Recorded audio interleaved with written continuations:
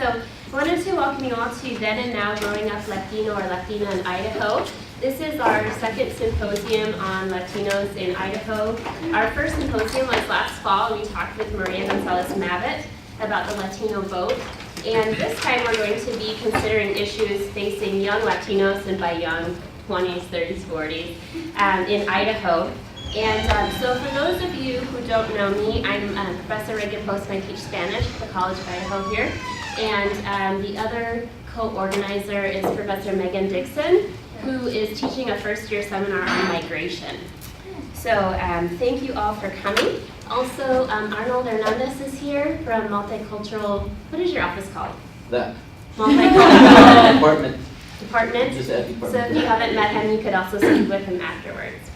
So we have 3 speakers on our panel today. Each will share with us for about 15 minutes, and then we'll have some time for questions at the end.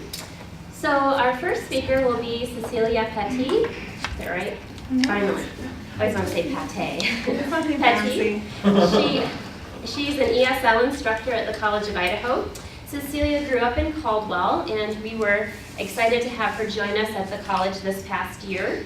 And although fall 2012 was her first year teaching at the College of Idaho, she's been teaching for almost 10 years. Cecilia earned her BA in bilingual education and at BSU, and her MA in teaching English language arts also at BSU. And she has taught English as a second language at a variety of ages and levels. She also has worked with language arts teachers and with the Boise State Writing Project. Our second panelist is Alex Zamora. Alex earned his BA from Albertson College of Idaho back in 2006, so he's a graduate. He also earned a graduate certificate from George Washington University and a Master of Social Work from Northwest Nazarene University. Currently, Alex is the Human Services Program Specialist for the 211 Idaho Care Line, a program of the Idaho Department of Health and Welfare. Alex has also served as a school counselor, along with working in hospice and hospital medical social work roles, providing youth substance abuse prevention education, individual psychotherapy, and he's taught as adjunct faculty at the College of Western Idaho. And in addition to these many professional roles, his community involvement includes serving as a member of Idaho Advisory Council for HIV and AIDS and the Idaho Hispanic Caucus.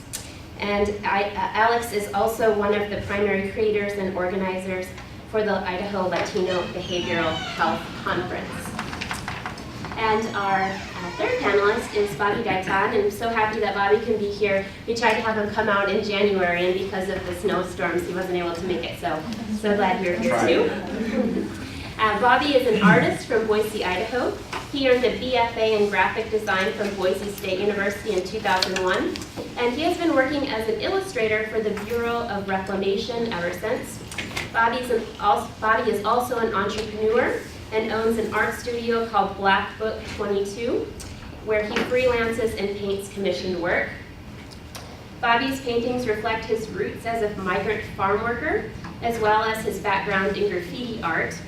These two cultural influences come across in his art through bold colors and deep personal meaning. He uses his passion for art as a tool to educate and inspire youth to be creative and continue their higher education. Bobby's artwork has been featured in various galleries around the Treasure Valley. It was just recently on the Boise Weekly, also on our flyer today. And some of his public art can be found in downtown Boise. So please join me in welcoming our speakers.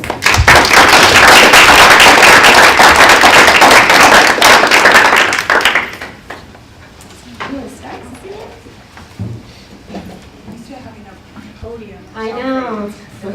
Now you're having anything. First of all, Megan said, I was born here in Caldwell, Idaho, so I am a C-Town girl. If you're from this area, that's what we like to call it.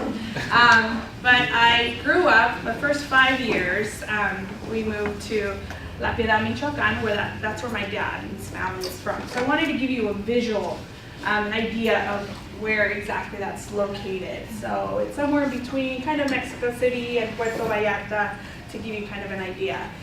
And This is, it's not a very good picture now, but this is what the city actually looks like.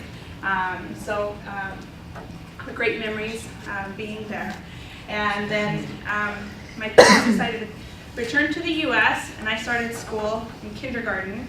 And I don't have a whole lot of memories of my kindergarten years, probably because I understood, I don't know, about maybe 2% of what was being said. You know, growing up, being raised the first 5 years in Mexico, my first language is Spanish, and so I did not speak English. I didn't know the culture. It was all very foreign to me. So actually, I have hardly any memories of my kindergarten years. And when Reagan, you guys maybe have different names, asked me to speak, they asked me to talk about the challenges and the advantages of growing up Latina here in Idaho. And I think that coming to the U.S. at that young age was definitely an advantage. I was able to really play with the language and practice it without not a lot of risk. You know, we hear a lot of people say, well, the younger kids are always able to pick up and learn a language so much easier than adults. And I think one of the main reasons for that is that, you know, younger kids aren't as scared to take risks and to sound or not pronounce things perfectly. And so that was definitely an advantage that I had.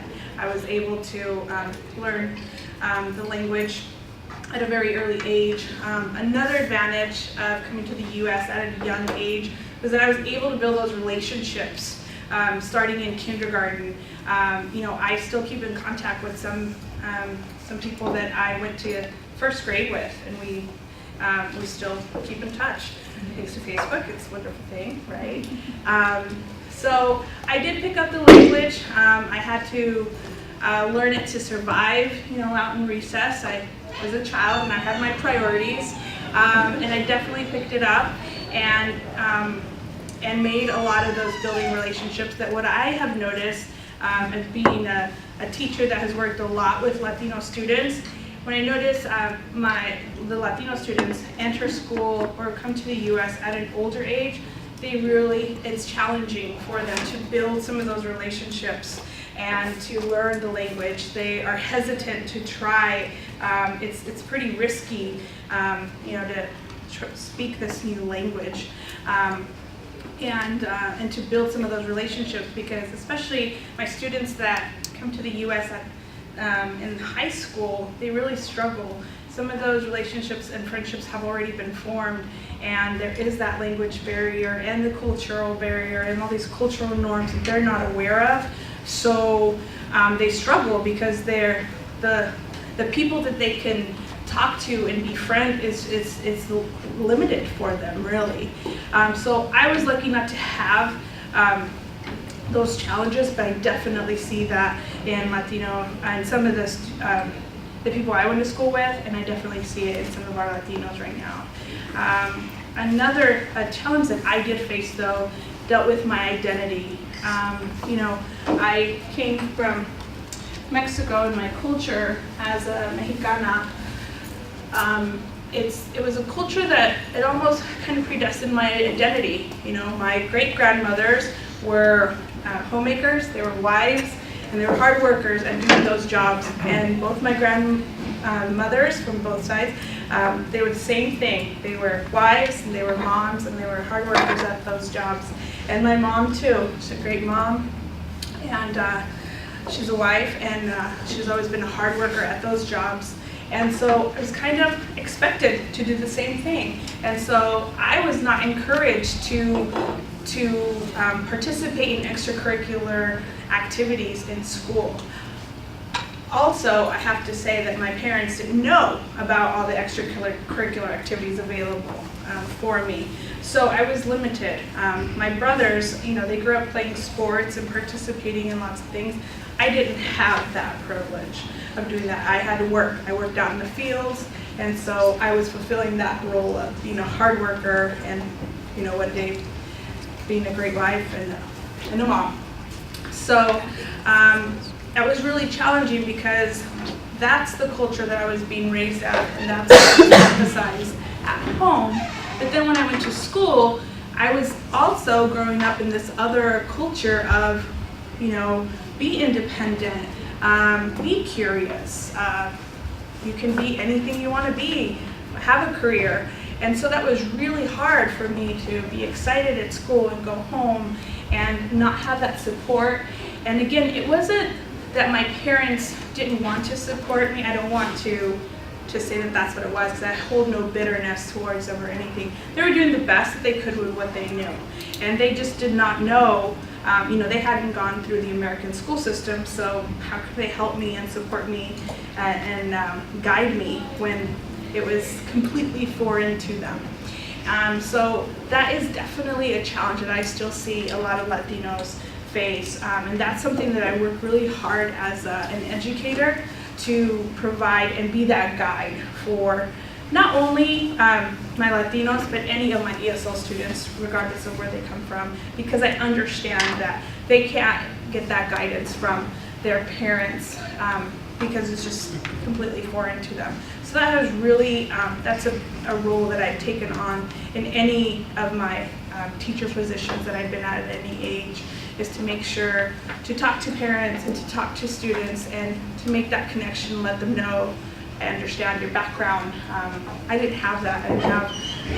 I never had a Latino teacher, so I didn't know anybody at school that I could talk to that could relate to my background, my experience, or anything like that. You know, Idaho is not very diverse, so you can imagine 20-something years ago, you know, there's not a lot of Latino educators, so that was one main reason for me wanting to be an educator. I wanted to help other Latino students going through the school system. The identity part, that was really hard, going back to that, is just figuring out. I didn't feel completely Mexican because I was no longer there, and I didn't know all those cultural norms that happened and that you grow up with growing up in that country, and I didn't completely feel American. And the students that I've had, that's something that they struggle with. Where do I fit? I'm not from here or there. If you speak Spanish, you've probably heard that term, ni de aquí, ni de allá. And that's really hard, and that's something that I struggled with, and I think what ultimately really helped me is to understand that being bicultural and bilingual means to be able to navigate through these two cultures successfully, and so I was able to take the good things from both cultures and kind of mesh them according to me, and that's, you know, what makes me. So that really helped me once I understood that. So I like to have those conversations with my students as well to help them. And again, not only my Latinos, because all my EL students or ESL students face those challenges regardless of where they're from. You know, they have their culture, their language that they come from, and they're brought here to Caldwell, Idaho, and they start to question, well, is this really something that I like? Is this really a part of me? Because they're learning and experiencing so many new things. So I think as educators, it's really important for us to provide a platform for our students, Latinos and ESL students, to have those conversations. So I try to do that in my class. So anyway, those are the challenges that I think that we're still going to be able to see. I think as we become more diverse, you know, it will go away a little bit, but we live in Idaho. It's not very diverse, you know. So.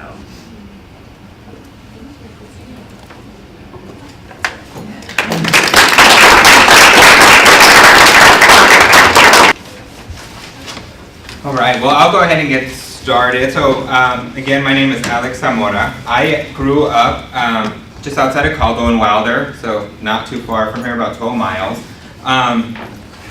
So as I reflect back on kind of the questions that Megan emailed me about kind of the discussion, one of the first ones was challenges faced by Latinos of my generation. And as I reflect, I think it's kind of multifaceted in the sense that I think one of the major things, at least that I can speak to, that one of the challenges faced by myself and my peers growing up was this was the perpetuation of poverty. There was just lots of poverty, and that was kind of accepted though, not like where it was super bad per se, but my counterparts were also poor. We were all poor together. We all helped each other out. In the Latino culture, family and extended family and friends are huge. You have your comadres and your compadres and everybody that help you out. So it was accepted. But just this idea of poverty and it kind of being this cycle, this cyclical event of just staying in that same socioeconomic status become problematic. So personally, growing up poorer, caused some challenges. Growing up in Wilder was actually, at the time I was there, was the poorest school district in the entire state of Idaho during a big portion of the time that I was there. I don't know if that's necessarily true. I don't know if it's much higher, if it's not true now. But that definitely was, there was things that were coming out from the State Department about that reality when I was a student there. So just being poor, this is what happens. You're not going to go to school. You're going to kind of just maintain the status quo of your family, and it was okay because everyone was happy still. But I wasn't satisfied with what was there. And so in doing that, I just wanted to go forward. I wanted to seek out education. I needed more. But the problems came with that was the educational attainment. So okay, now I want to go to college. Latinos were, some Latinos were going to college, but a lot of my Latino counterparts that were just ahead of me weren't finishing college, and that was still true now. Some would get into college, some would get some scholarships, but then they would drop out after their first or second year and not receive a bachelor's degree. And so again, there's this stigma of, all right, you apply for scholarship money and do these things. I get into a college, this college, and great, how long are you going to be there? Well, until I'm done, right? Like, that just makes sense. But the reality, that wasn't necessarily meshing up with kind of what my expectations were. And so I think those are some of the challenges that I faced. And then another one I think that Latinos face daily today, and something that I work really passionately and try to address, is the political disenfranchisement. There's disproportionality of Latinos in various avenues. I know Maria Mabit spoke about that last time you guys had this event. But Latinos are underrepresented in all elected officials in the state. There's no Latino legislators. I had the numbers and I could have brought it. I'll give you the website. Idaho Commission on Hispanic Affairs has recently done some studies coupled with BSU, and so there's a lot of statistics on educational attainment of Latinos currently. The information was just released, I want to say about a month or two ago, so it's really current data. But just a political disenfranchisement, that Latinos don't have a voice. You don't have a voice in society. So these are the challenges that are being faced. Just how do you move forward? How do you face something that it hasn't been attained?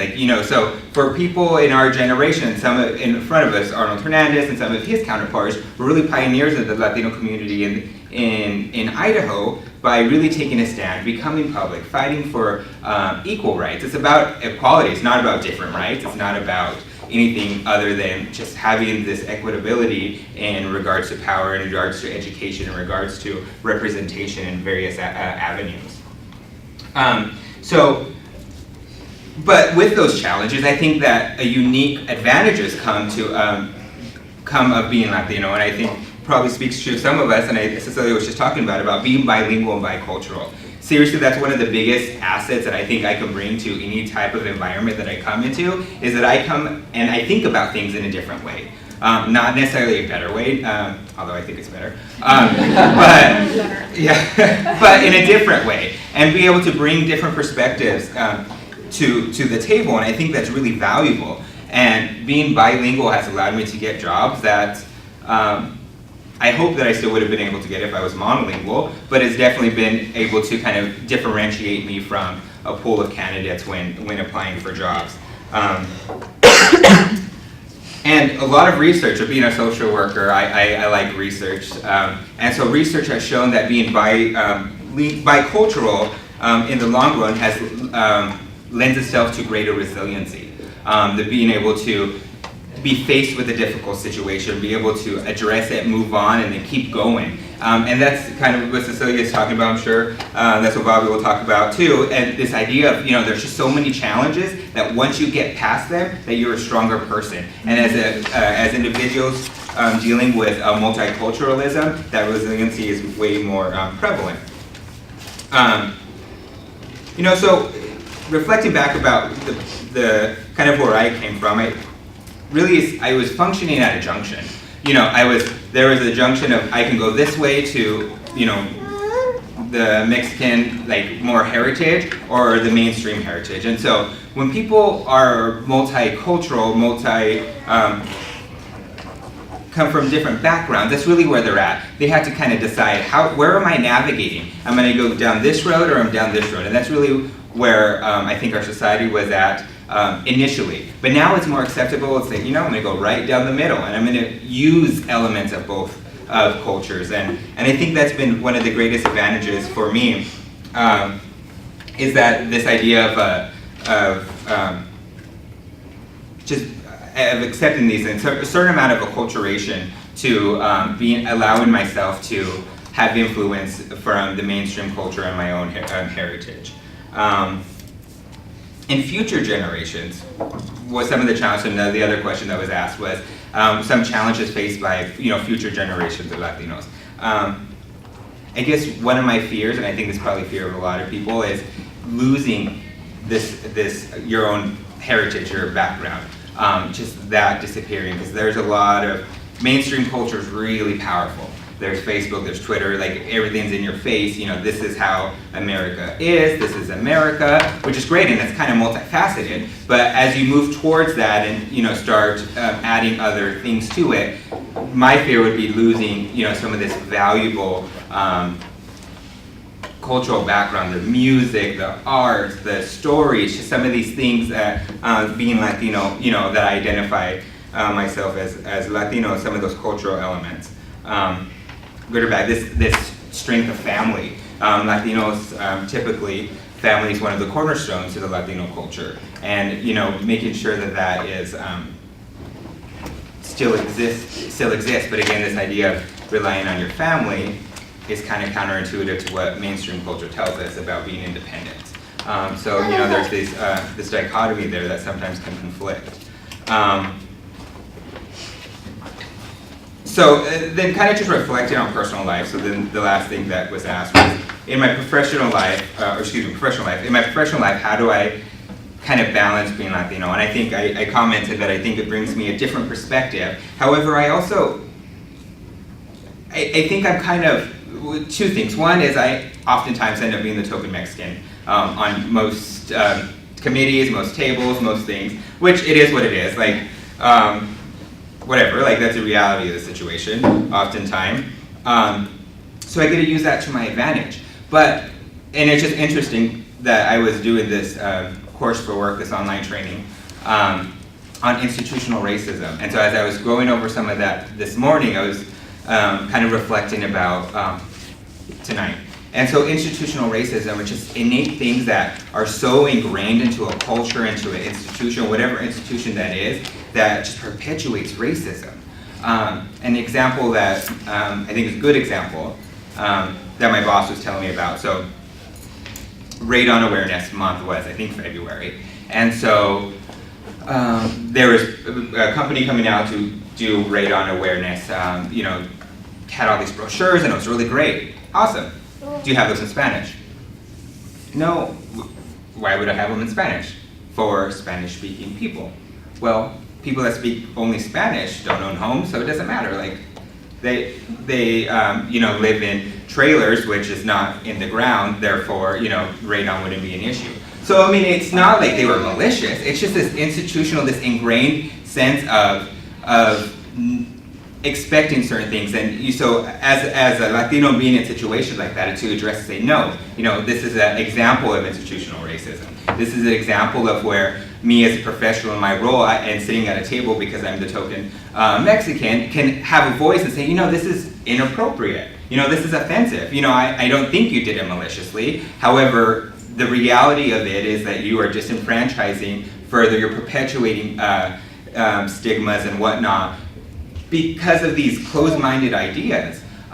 You look at child welfare, and this training is around child welfare. There's people of color are disproportionately represented in the child welfare system.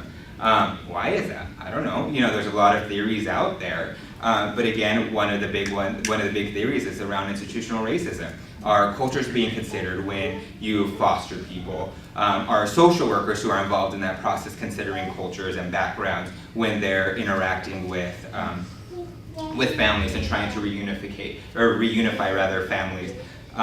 So there's just a lot of things. So now, being a professional, being Latino, I get to have the opportunity to kind of enlighten people, and I really think that that's what I do. Is my perspective to it is I get to enlighten them on some of these. Again, I don't want to say closed-minded, but it kind of is. It's just this unknowing.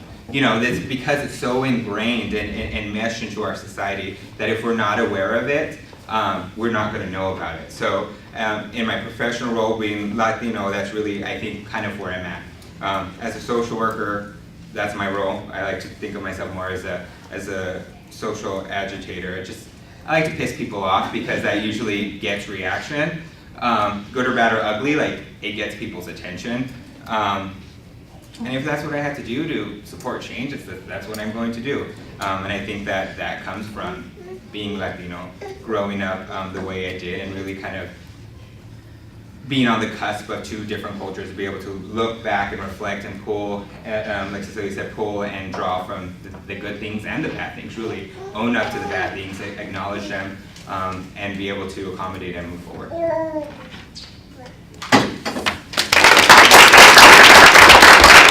All right, so I'm Bobby Gaitan. I am from Idaho. I was born here in Nampa, Idaho.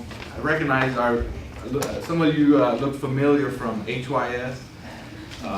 This is usually around the time the Hispanic Youth Symposium is going on in Sun Valley, so I'm glad a lot of you guys are doing great in College of Idaho. It's a great campus. Thanks for having me here. I'm going to talk to you a little bit about where I'm from, where I grew up. I am a migrant farm worker. I say that very proudly. I grew up as a migrant. I grew up moving a lot. So I grew up in Texas, in Michigan, and in Idaho in 1 year. So I'm a third generation also migrant farm worker. My parents did it and my grandparents did it. And my grandparents were the original, they came up to Idaho originally, and then my parents did. And I'm going to share with you some pictures. Some of the pictures I have are just pictures of me, my family working out in the fields. And I also brought some pictures of some of my artwork. We have some time at the end. So I'm looking for my zip jacket. Let me try to get all this. Oh, here we go. Is it in there? I think we're at All right, so let's see. Migrant farm worker was, I was born in Nampa, but I grew up in a mountain home, Glens Ferry area. Springtime is when we would head out north from Texas. We lived in down south Texas, down in Alamo, the Rio Grande Valley. So around this time of year, Is that you? It is. Yeah. I'll start with this one. So yeah, around this time of year, in the springtime, we would get the call from our boss up north in Michigan, and he would say something like the La Pizca's ready for you guys to come up, and we would, in the middle of the school year, we had no warning really. I mean, if this boss called like on a Friday, we were on the road like on a Monday. So that meant packing up and just kind of, it's kind of a big file. So, okay. Here we go. So this picture, just an old picture of some braceros, my grandparents. On my mom's side, my mom's side is Tejana, and my dad's side is Mexicano.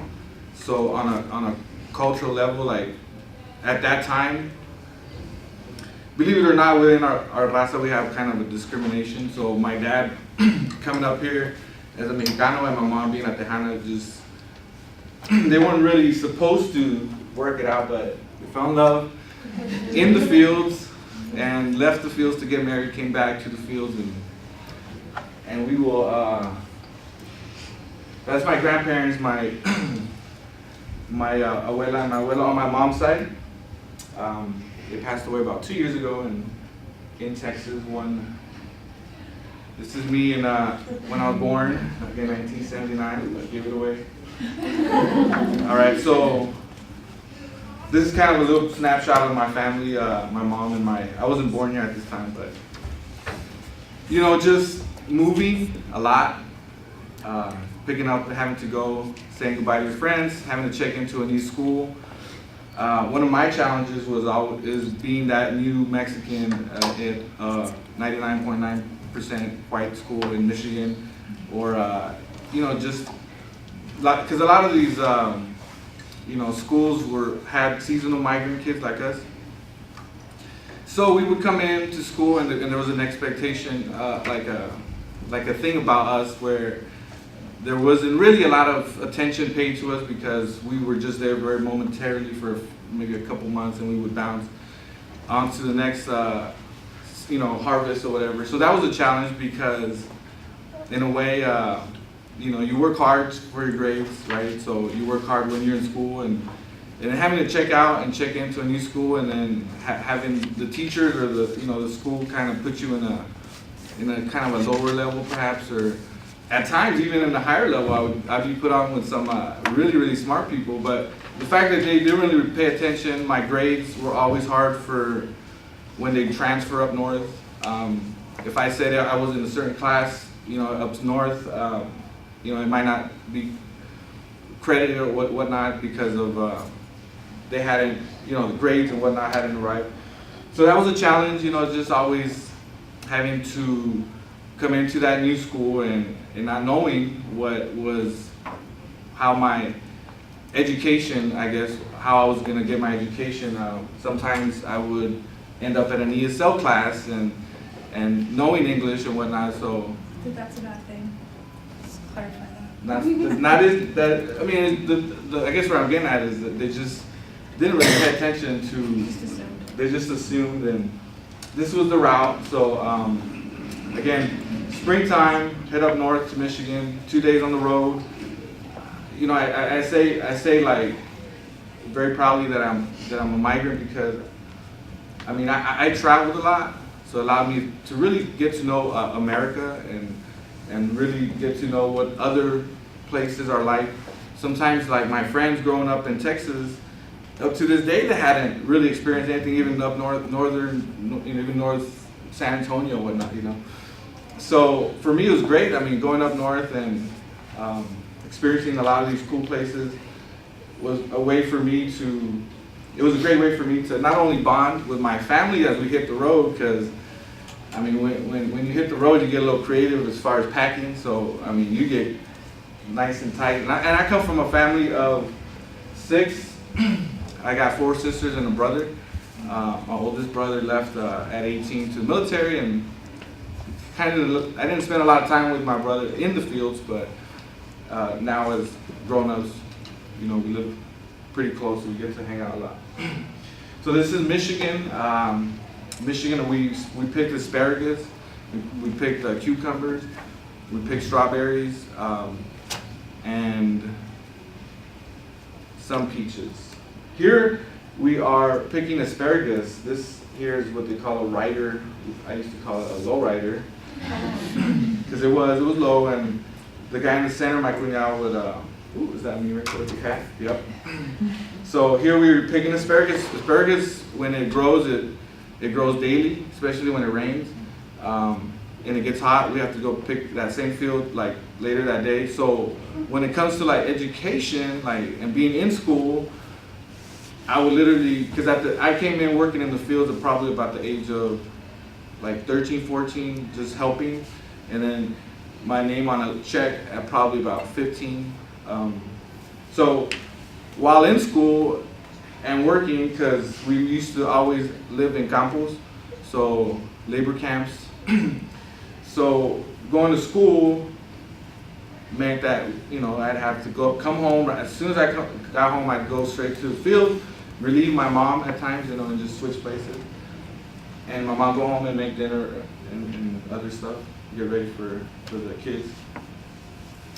This is the asparagus, just kind of like lifestyle-wise, like poverty. I mean, we had Bible studies in our van in the middle of nowhere. We had little get-togethers, like in the middle of nowhere, like just because like that's campo life. Like, you know, it's like, you know, people, that was back when burritos weren't cool, you know, and now it's like that was cool. We didn't really like taking our burritos to school because in other places that was probably not a cool thing. This is like one of those snapshots of our road trip. Just pack it all in, you know, and just get to where you need to get to, hoping your vehicle doesn't break down. I don't know if you guys have had a chance to check out this flick called The Harvest. If you guys haven't, it's on Netflix. It's a really cool movie. That probably right there is a snapshot of what I grew up. So if you guys get a chance, it's out there. So in Idaho, my dad is a truck driver. He started hauling spud potatoes up in the Glens Ferry area, just potato country. And you know, just if you look at some of the potato politics that's going on, like it's just crazy how it is now compared to how it was back then. Back then, smaller farmers, now it's just corporate, and that's a whole different issue. But back then, my dad, you know, he invested in this truck that basically, you know, put us on the map. I mean, this little $2,000 truck, 1954, oldest truck working out there, but was the strongest and the most like reliable. It'd get other trucks out of the pits, and so yeah, real proud of this truck. My dad made something out of nothing. Like he used what we had worked for that year, and he invested it in this truck. You know, so this is like a family business, Migrant farm worker. So my family as a whole, we get paid, and my dad would use that, you know, to invest, whether it be in a vehicle or whatnot. He invested that year in a troca here, and paid off. I mean, he came in there and kind of made it happen. Here we're planting. My sister is planting asparagus. You know, they get tilled and you drop the seed. And here we are also planting strawberries. So there's a little rotor, and you put the seed in those little pockets. Here in Idaho, summertime. I don't know if you guys have spent summertime in the fields, 100 degrees, in the middle of nowhere. If it rains or if they had just watered that field and it's so hot that, you know, it gets very humid. Again, people ask, "Oh, was it tough? Was it tough and all that?" It was, but I think we didn't even like care. We were together as a family. It was like a very cool experience, like living out in the campo and experiencing like your own little gente, like just kind of like the fights and the rowdiness and the violence and the, you know, just everything was really just kind of home away from home. And I'm talking Texas at the time, I would consider my home. So for the longest time, I'd go down to Texas and I'd say, I really didn't want to talk too much about up north, you know, because I really was happy to be in Texas. So, but now it's like reverse. It's like, I was totally my home, and now I go back to Texas, it's so different. So, you know, just out there in the fields just meant that, you know, just education-wise, and I go back to that, you know, just the access. You know, sometimes we didn't have access. We were away from education access. So, you know, sometimes you had people go to these fields, and they would bring some of these books and whatnot. I remember just, you know, just different programs would come out there, and this was around the time where, and this is obviously post Cesar Chavez, my generation. So a lot, growing up, there was a lot of there was access to as far as amendments, and but that was not too far from the generation that didn't have it, and so there were still times where we didn't have access, and we still were in the middle of nowhere, and we still had bosses that we would go out there and clean their fields and worked hard for like weeks, and families, just going out there every day, and we would not get paid. This boss would just, for whatever, he just had a reason, and he bounced. And so at the time when as a Mexicano, and so if you didn't know English, you're stuck out of a $2,000 paycheck, that you work a whole month for, you and your family. So my mom, luckily, and the people that's, kind of the generation that started coming in, started stepping up and started bringing in some attorneys and made it happen. But those are the kind of things that I just remember as kids, just like,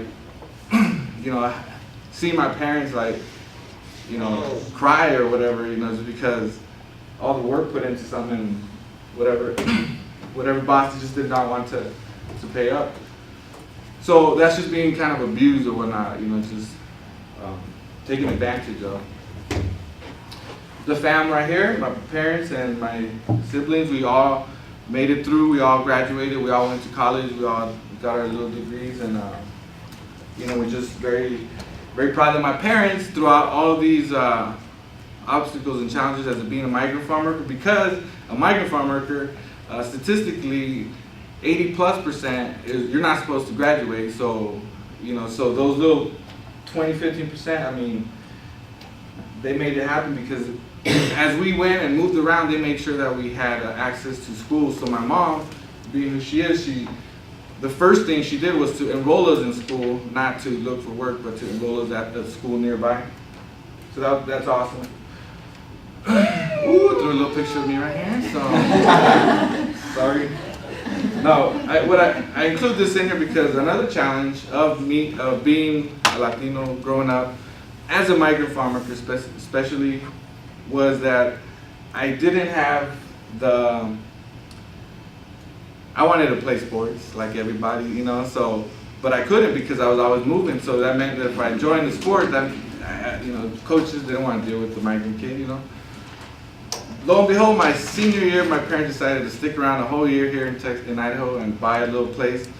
And first thing I did was sign up for football, sign up for all the sports, even though I wasn't good at any of them, but except football. No, but it was just a challenge because you saw the kids, you saw everything. What'd you do this summer? Well, you don't ask me, I'm in the field. Same story. All right, so I got into art. While out there in the fields, I started doodling. While in church, I started doodling. While in school, I started doodling. Not that I was paying attention, I was paying attention, but I was doodling while paying attention. Anyways, that got me really into art, and that really opened my mind. Growing up in Texas, moving as we went up north, I saw a lot of graffiti, Chicago, Tennessee, and even Texas, Houston, even where I was from in Texas, I started getting exposed to a lot of these street cats that were bringing a lot of graffiti influence from California. So that to me was like that's why I want to be hanging out with, So just because art was just, it's one of those things that you could relate to. It's one of those things you have in common. So it's kind of this art lingo, art. You talk about art, you talk about artists you're into. So I started getting paid for doing art, and that right there rang the bell. I was like, okay, so I could paint, I could do it, and I'm getting paid for it. Okay, I'm gonna take it to the next level. So I went to school for it. I graduated from Mountain Home High School in '97, and then I enrolled at Boise State through an art scholarship. And again, I just knew I wanted to be an artist probably at the age of 15, 16. I was like, I got to figure out a way. This is my ticket out of what was going on as far as working in the fields. And now, as an artist, at that time, I'm making money, and I'm seeing that art pays. A lot of times, artists forget that you also need education. Like sometimes as an artist, you think I got a skill, I get down, I got, you know, and they just, and that's fine. A lot of great artists come out. You know, there's a passion to it. There's a lot of work put into it. I just didn't like wanted to take that route. I just kind of wanted to make sure that I made my parents proud and at least finish college. And so that was kind of a struggle in a way because, you know, I'm going to school and, you know, I could be making, you know, I saw friends doing what, you know, traveling and started doing stuff with art. And so, you know, school, number one, I made sure that I made my parents proud as far as finishing school, and I did it for myself. You know, I really think education is very key to everything. I approach life as a student. I look at it like we're always learning. Sometimes you may look at it this way, you know, at a certain level, at a certain age, you grow up, you look at it this way. It's because you learn, you know, you experience life. And so I get really involved in the community now, and I try to be out there and through art, I try to be involved. While in college, I was involved in like a lot of Latino organizations, a lot of activities, you know, going out to high schools or junior highs or elementaries. It's a passion of mine to go out and help others, just the same way as my mom has a passion of helping others. I like to help others through what I know, and what I know is just, you know, being artistic, being creative. So I go and I try to be involved, try to do that. I go to HYS around this time. It's no longer happening this year, but hopefully next year it'll come back around. But you know, I get out there, I talk to people. You know, I think networking. You know, sometimes as Mexicanos, raza, as you know, just sometimes not knowing the language. Sometimes like there's a fear. You know, it's really all about just going out there, and you know, if you really want it, I mean, you're gonna go get it. You know, and one of my heroes, again, I wasn't around during Chavez, but real nice lady, Dolores Huerta, and my beautiful wife. Going out helping kids, you know, through art, doing murals.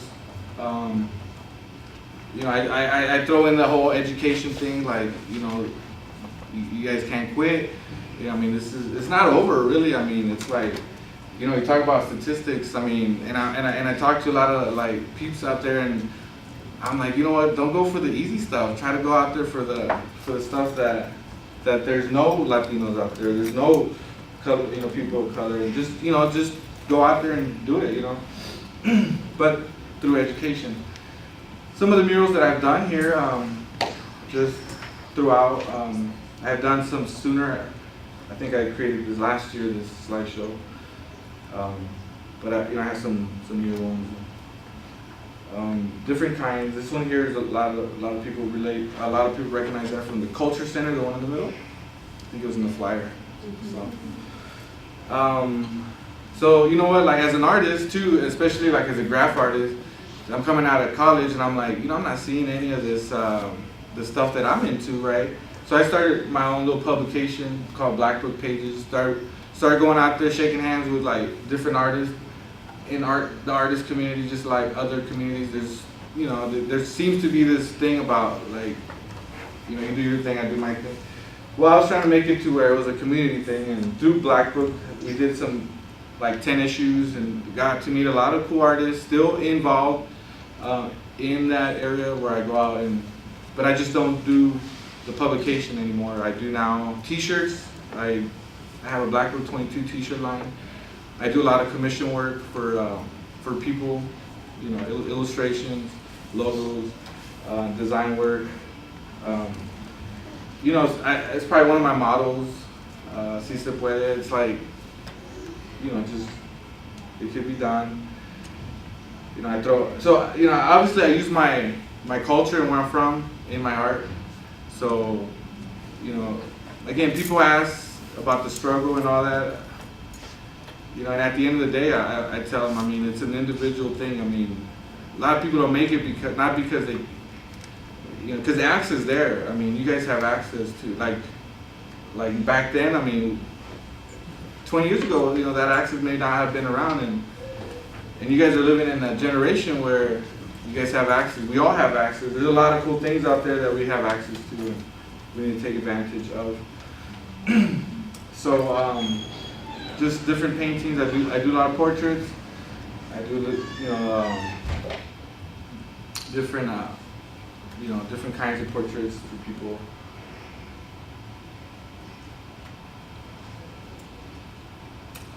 Throw little quotes in there, I think, just for. So in my work, I throw in the fields a lot. So you see a lot of my kind of fields.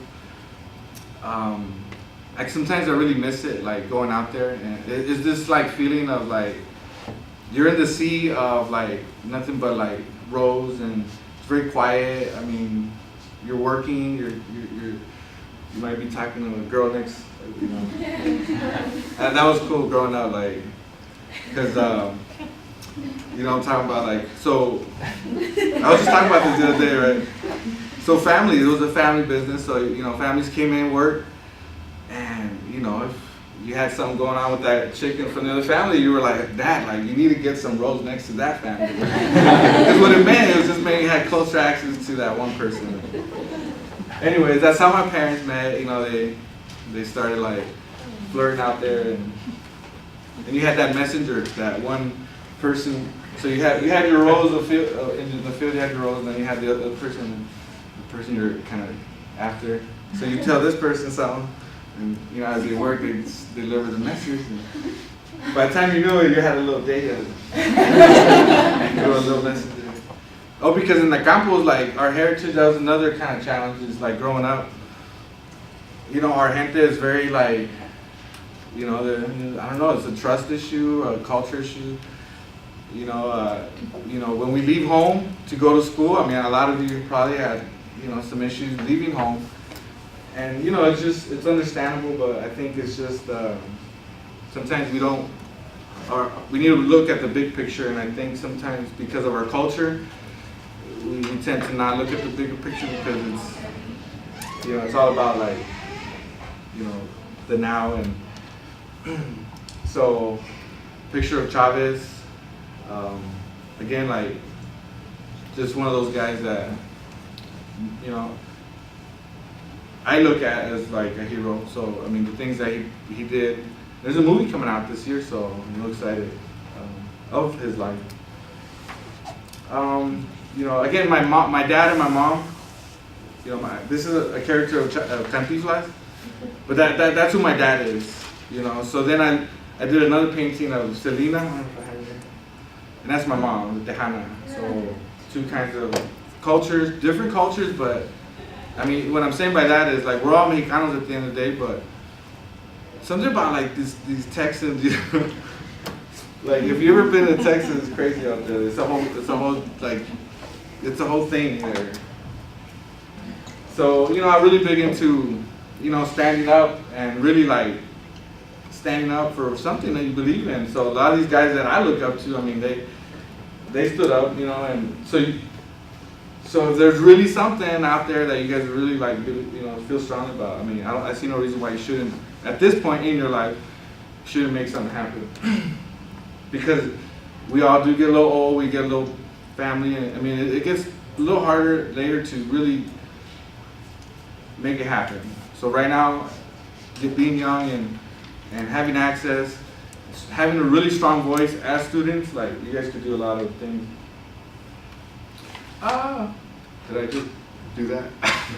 All right. No, it's cool. I'm an Obama supporter. He's cool. I'm also a government supporter. What I mean by that is like, you know, my mom says like, you know, you gotta pray for the next president. I mean, because we don't know who's it gonna be. So sometimes like our leaders, like we need, good or bad, like they're our leaders. They're there for a reason. So my mom says let's pray for them and like kind of have them in our thoughts because ultimately they're the ones making that decision.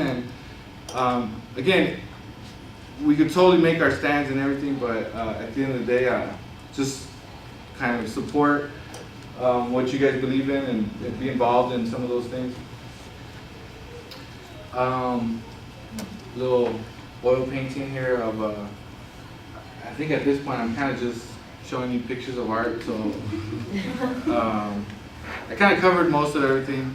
You know, my whole vida, right, is the migrant kid, is like working harder. So not only did I work harder to fit in, it's like literally I was working harder, like coming home and working, or going to night school and work after work, going to night school and for 2 hours. And I mean, this whole like, you know, for me that's very important that I share that.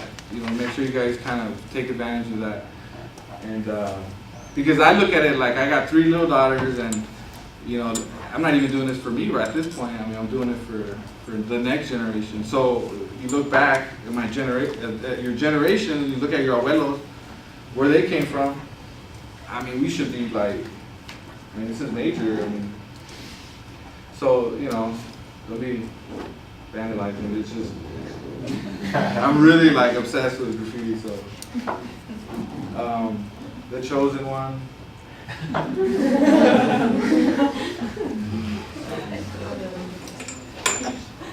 All right, so that's my story. We really would like for you guys to just think of some questions and ask us, because I think this is a really good diverse panel here, and I think there's some cool stuff out there you guys can learn. So thank you for your time.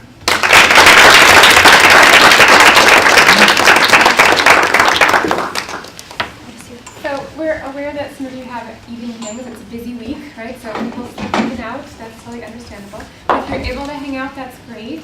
And I want to encourage you to pose questions, but also my thing about panels, with all due respect to the panelists, is that sometimes we set that up and you feel like all the knowledge is on this side of the room, right? But if you have a story to share as part of your question, or kind of a comment, or sending a thought, feel free to do it that way as well, right? And definitely, if you have some questions, you want to hear people talk more about something they mentioned briefly, we have more time for that. I have a question.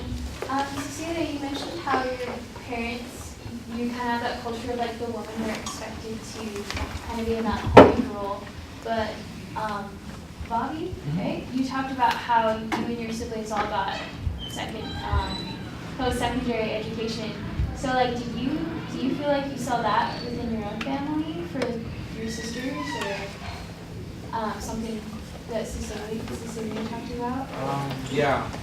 My dad was very, very like old school. Like, there was an expectation. Yeah, I mean, they couldn't just do whatever. I mean, I did as a boy. I guess I did have a different experience than my sisters, and He could probably be chatting with a girl down the road, but I bet his sisters were not allowed to. correct. So my dad purposely would not have those rows next to that family because If they had sons. they had sons. Yeah, and it just became a thing. And I think at the end, though, the role of, I think what you introduced, my sisters did not want, so they rebelled.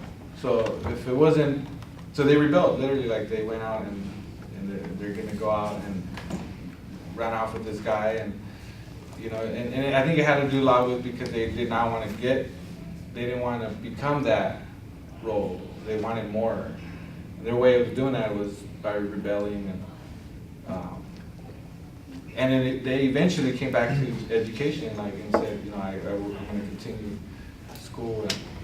But at that time, my dad started like realizing the importance, I guess, like the bigger picture. So he really, for my older 2 sisters, like they kind of had a little more different experience than my other 2 younger sisters. By then, like my dad had already kind of like, you know what, like let's give this thing a shot, almost, like, because this isn't working. And so you know, And that makes a huge difference. I was the oldest, and the only girl. So my parents had me when they were 21. That's pretty young, and you know, they were new in this culture, and again having that ideology of the Mexican culture and what women do and their role, and so that's all they knew. They didn't know anything different. So, you know, I wasn't allowed to spend the night or at slumber parties.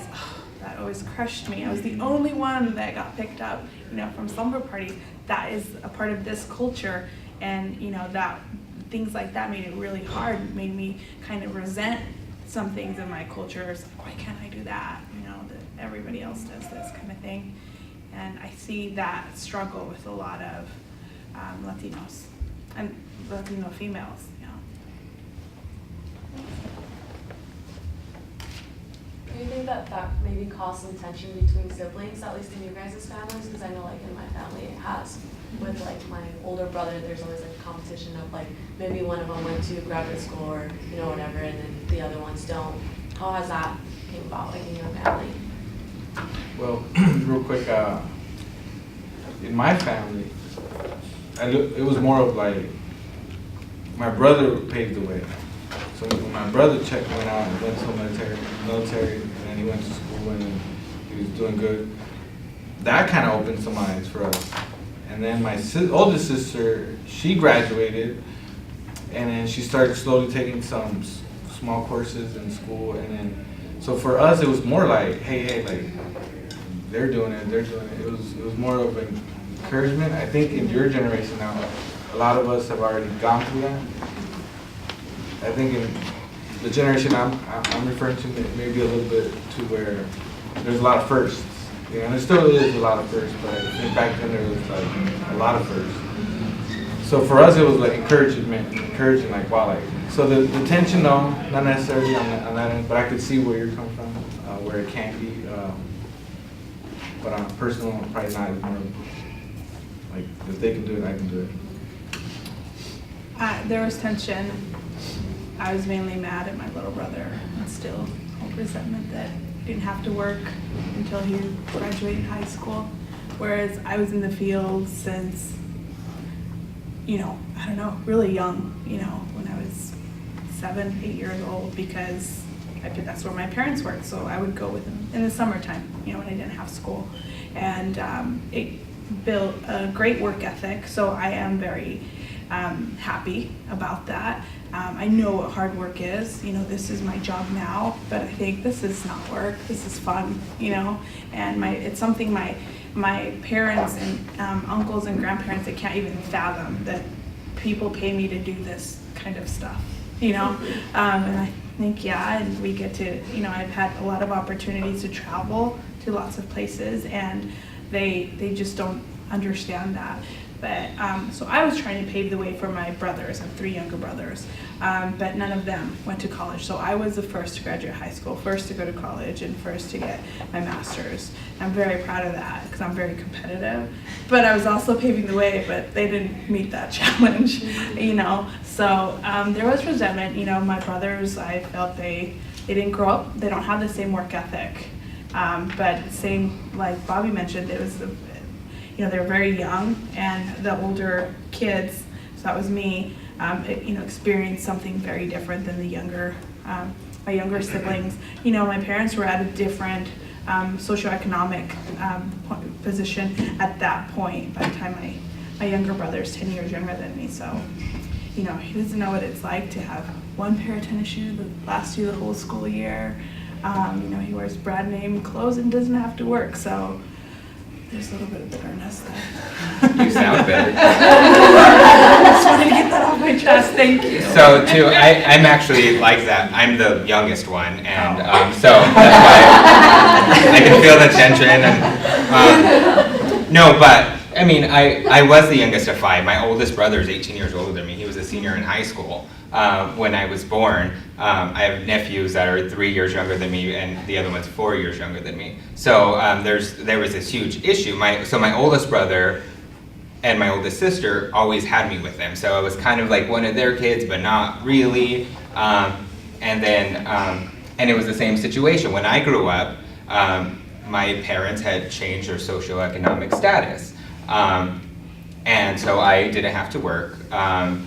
And I had name brand clothes, and not like a lot of them, but way more than my siblings have. Like they had hand-me-downs. That my oldest or the middle sister has a shirt that says Roxanne. Her name's not Roxanne, it's Elsa. You know, like they just have the hand-me-downs, and I didn't have to do that. So there was some tension. Now that we're adults, and you know, I've worked really hard, just in a different way I've had to work. I'm the only one that's graduated from college in my family, much less like some of the other things and the other opportunities that I've had the privilege of experiencing.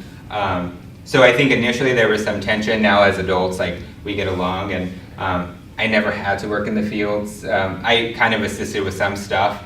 I was always just driving around. So I make jokes about sometimes work in the fields. Like, yeah, I worked in the fields. No, you didn't. Well, I drove by the fields a lot. So that kind of counts, right? I didn't have air conditioning. So I guess that just kind of speaks to that experience. There's difference, and I think that's when I was talking about like this shift in culture. Like I think our generation is like right in the middle of a huge shift. You know, I think my background might be a little similar to the current one, being younger part of my siblings. First of all, I would like to thank you all, guys. You really have a very valuable and inspiring story of life. My question goes for all three. When you guys was talking about the challenge of being bicultural and many of the tension that you guys face during the field, the time like when you feel like kind of unfair, when the boss take advantage of you and then they pay what you deserve in your case, and the kind of identity, where should I stand in terms of identity, when you mentioned the political disadvantage that Latino face. I would like to know from you guys what really inspired you to stand against those disadvantages, and what kind of mechanism did you guys use in order to respond to those kind of inequality or tension that you face? I don't know if you guys understand my question. Yeah. First, when you say history, personal history, it makes it sound like we're old. We're not that old. Just want to throw that out there now. It's a journey, let's say a journey. I guess for me, a lot of with the social, like I really consider myself like a social activist and a social worker. Like I think that's my role, and I think what I'm really passionate about is just like, I've seen the discrepancy. I think I was lucky to be able to navigate pretty easily for myself through my journey. Like I knew I was going to college. Like I remember like growing up and like at high school parties, like after graduation, everyone was like so excited. I was like, that was a big deal. Like it's high school, like there's way more. But for a lot of my counterparts, my peers, like that was, you know, like that's where they were going to be in regards to education. And so I was able to navigate through that a lot easier because I think I had my own personal drive. But I think from the political standpoint, from my social activist standpoint, I really just think like everyone needs to have the same opportunities, and that's what I was talking about with institutional racism. And I think it's more about this equitability. I think you hear the other side of the argument about, you know, why do Latinos or people of color need special privileges? It's not special privileges, it's the same privileges. And I think that's really what my passion has been about, is like, I'm not asking for a handout or step up, like I'm not asking for anything different than what everyone, you know, with the majority population has the opportunity to have. Just give me that, let's give me that same right, give my counterparts and everyone else that is not on the same playing field, give them the same rights, and then I'll probably shut up. I won't shut up. But I could say that. And so I guess that's ultimately my passion, is like we all need to have that equal footing, whatever it is, like nothing special, nothing different, exactly the same. For me, it was my parents that really motivated me and inspired me. And it wasn't, it was just by observation. You know, my dad was the one that took the risk in his family. So he has 6 siblings, and he was the one, he's not the oldest, but he was the one that took the risk and crossed the border illegally to the U.S. So I am a product of that, you know, somebody coming to the U.S. illegally. Don't worry, he's gotten his U.S. citizenship, all's okay. But, I mean, think about what you were doing at 16 years old. So my dad, came across this border illegally, by himself, not knowing the language, not knowing the culture, but knowing that he had to take that risk for his siblings, for his family, to change, their future.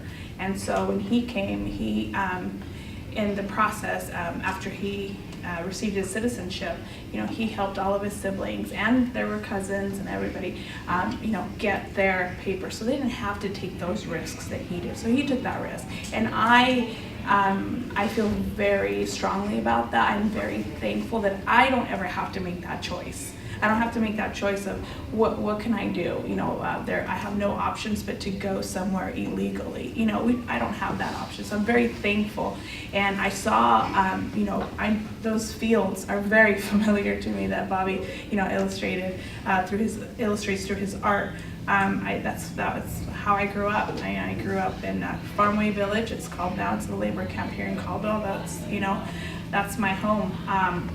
And so I saw them work and sweat and struggle. And so I thought I wanted to make them proud. And I thought the way that I could do that is to not burden them anymore. So I knew I had to get out. I had to do better. So I had to get a better job. I had to, be independent and all these different things. And somewhere along the line, similar to what Alex said, is that I had an internal drive that said education. Education is going to get me out, and I know Bobby mentioned that too. And I just continued observing as I was growing up, and I observed that there are not a lot of Latinos that represent for me in the school, and that's where I really needed someone. And I didn't have that, and I wanted future Latino kids to have that. So that steered me into education, and it's worked out pretty good for me. Yeah, the journey is not over. So there's definitely a lot of stuff that I want to do, and I say I'm just real fortunate to be where I'm at, coming from where I came from. But my parents, parents and family, definitely huge inspiration.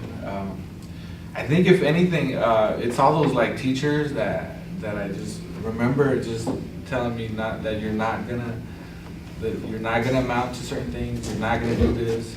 Coaches, people along the way, just that have these perceptions, or they have these, So for me, it's it's not necessarily trying to prove them wrong, because it's it doesn't really matter. It's more of just trying to tell myself, it's you know what, this could be done, and I need to make sure that it happens, because if I'm not doing it, I need to be paving that way, So I talk about, doing it for other generations. It's kind of where I'm at right now. I'm looking at it not necessarily doing it for me, but doing it for those that are coming after me, because I am where I'm at because of those, my dad. And we're here for, we came here for, this is a nation of immigrants, so we came here. One day we got here, so, and this is where I'm at right now. And there's just a lot of things that I want to do in the future, and that's where my focus is. So definitely never ever forget where I come from, because that really is my fuel. But really, it's where I want to go, and the things that I want to see, and I want to just be that. Try to be that, that example, I guess, that if I could do it, there should be a reason why others couldn't.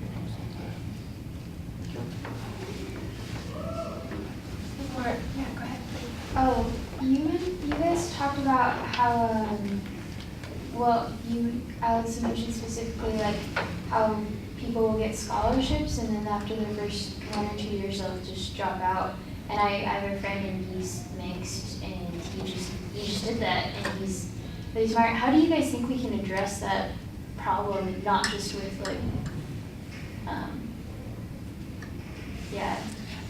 There's been a lot of theories out there around that. And I think it's been spoken to, sort of, is that they're role models of Latinos who have been successful are limited. I think there are a lot more now than when I was younger and when my parents and my older siblings were younger.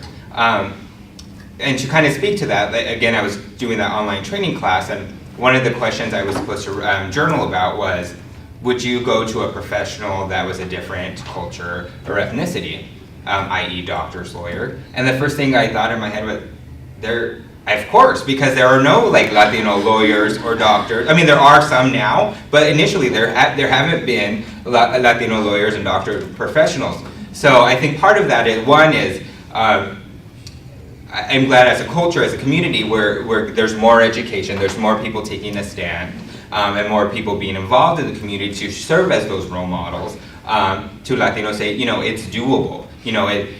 There are some challenges, but there's challenges in life, period, that you can get beyond this and become successful. So I think part of it is role models.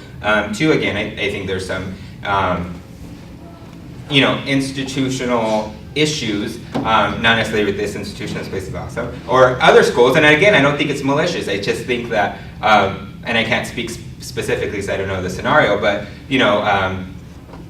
just things that may just lend itself to not being helpful, productive, or encouraging to individuals who may just need a little bit more encouragement or need to have something related to that they can relate to a little bit more, hold on to. Does that make sense? And it ultimately, boils down to personal initiative. But I think there's so many factors. We're social beings. So when there's certain social elements that don't promote us or push us down, that definitely influences personal choices. Yeah, I definitely think that having people that support you makes a big difference. Whether it's I think making connections with either professors or even organizations. I mean, there's so many more organizations now. I mean, I know there were some Latino organizations at BSU when we were there, but not the way they are now. And I think just getting involved, I think that will help, because I think it's so hard. Again, we have these Latino kids coming into this new academia culture, and that's foreign to them. They don't have their parents, like I mentioned, to talk to about, what did you do when you were a freshman in college? And their dad's like, they don't, that's foreign to them. So and if they're coming to a college where they don't have friends, so it's finding and making those connections and those relationships with other peers and professors, and just I think that helps support and motivate them and establish a sense of home and belonging to the institution, and then motivate them to continue. Yeah, personal initiative. I mean, it's just sometimes not everyone is fit, but preparedness, just a little bit earlier on, perhaps maybe just a little more, preparing for college life.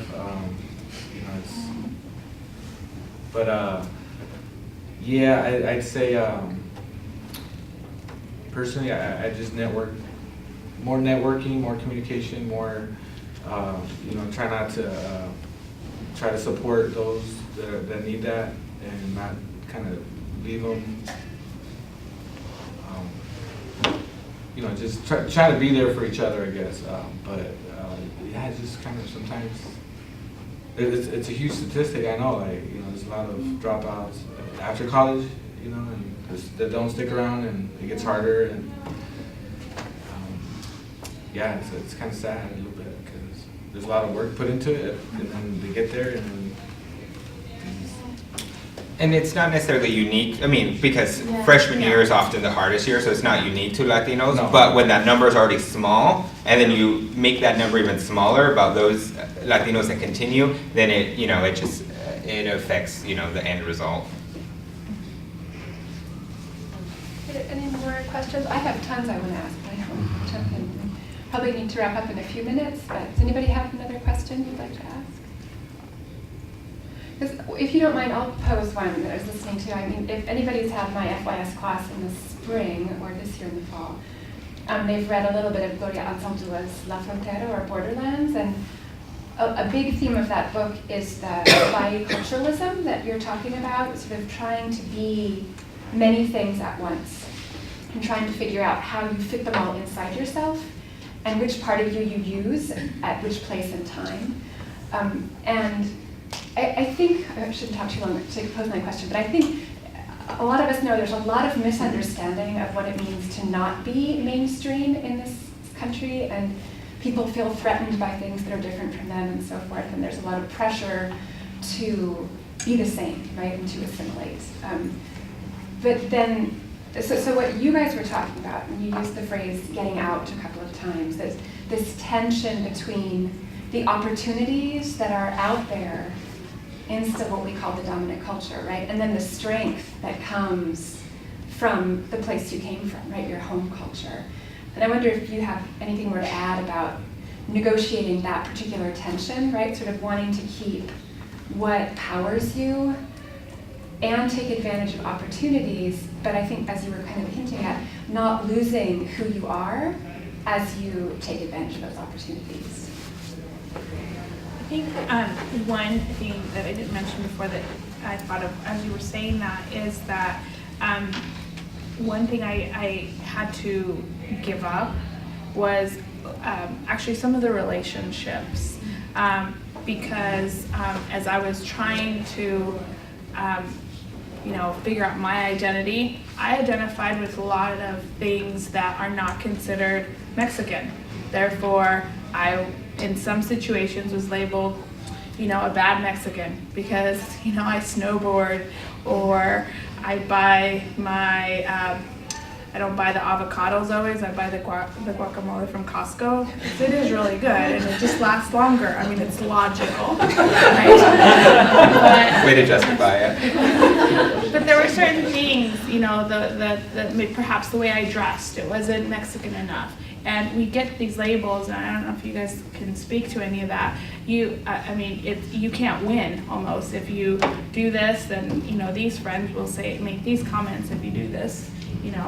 These other friends will make these comments. And growing up, it just doesn't stop. Even as an adult, adults will make some comments, and you have to let go of some of those relationships and realize that they're not healthy, they're not helping you, and that was really hard. That was harder when I was younger, and I had to realize that these friendships were, really didn't have my best interest, and did not just support me. Like, regardless of what you like, what you're doing, it's you. It's not this label, it's not that label. It's just you, and it's what I like, and that's me. So that was something that your comment and question made me think about. Well, as an artist, I know I got to be real careful on portrayal and how I put stuff out there. But also as an artist, like, I want to make sure that I'm expressing myself and I'm connecting, because sometimes, like, some of these images, like, I get people like, stop, why you gotta be putting that up there, dog? Like, you bringing back memories. Like, they don't want to go back there. So for me, it's like, it's an opportunity to go back there through what I do, and it's like, I'm not necessarily like in your face, because it's not even like about that. It's really just like, hey bro, like, let's just remember where you're from, because I'm at the point right now where we're dealing with a lot of professionals out there, and a lot of these cats forget where they're from, and they don't forget, they just don't want to like show that, and it's like, come on, like, like, you got the nopal in front of your frente right there, and so there's a time and place for everything. I like to introduce new things. I think that I'm a real big believer in diversity. So it's like, I'm at work, I'm at places, I'm at meetings. I'm gonna introduce to you a little bit of this just to mix it up, because I think there's good that comes out of when you bring something fresh. But yeah, to say that, like, that I hold back. It's not that I hold back. I mean, I'm far from the cliche of the so-called like migrant kid, but I just like to kind of use that as a way to again, not to like put it in people's face, but just to kind of say, hey man, like, we're in this together, so let's kind of make this happen, so help each other out. I think, as a personal path, like we always try to do things to better ourselves. So, to answer, the way Megan posed the question is like, when do you choose? Well, when I get pissed, I get real Mexican. Just throw that out there. And so, but, I think ultimately it's like, we have the opportunity, and we all have the opportunity to, wherever we come from, like we have the opportunity to pull things that benefit us. And, in real life, just in society, I'm hearing y'all talk and Cecilia talk, like, about having to eliminate things. And that's true, just because we come from a certain scenario or situation, like, that doesn't dictate where we have to go. And so, I think we have the opportunity, and I think what makes us successful is that we can pick things that promote us as a person, to make us a better people, as individuals, and as being, better people, then we can try to help others, see, their own self-worth. And that sounds really pompous of me, like making like we're doing stuff and I threw them under the bus with me. But it's not that. It's just like now, this enlightenment, like we're able to see things and see things a little differently to help people see the strengths in themselves. And so I guess we have. I feel lucky that I can pick and choose, things that. From both cultures that I could benefit. And I think a lot of the stress and, in some of the research I've done there, when younger Latinos are faced with this, that juncture, like which way do I go, there's a lot of anxiety, so there's a lot of issues and anxiety. But once they're able to pass that, that's when I spoke about resiliency, that's where the resiliency happens. Because we have the opportunity to say, I've moved beyond that, I'm not struggling, trying to look which way, now I've moved beyond and I can just pick the things that I like and I love or I'm passionate about. And I'm going to remember that there's other things there. I'm going to remember, being poor. I grew up poor too. I mean, later on in my life, my parents, they weren't rich, but were able to afford more things. But I mean, I still grew up poor, and that's part of me, and that's things that's a memory, and those are things that made me who I am today. Do I have to relive it to be real Mexican? God, no. But that's how I was created, that's what got me to where I'm at today. So it's just a luxury, and everyone, no matter what culture, where they come from, have that luxury. Well, I would encourage everybody to hang out and chat a little bit more, but I think the formal part of the event we should conclude and really thank our speakers for coming this evening.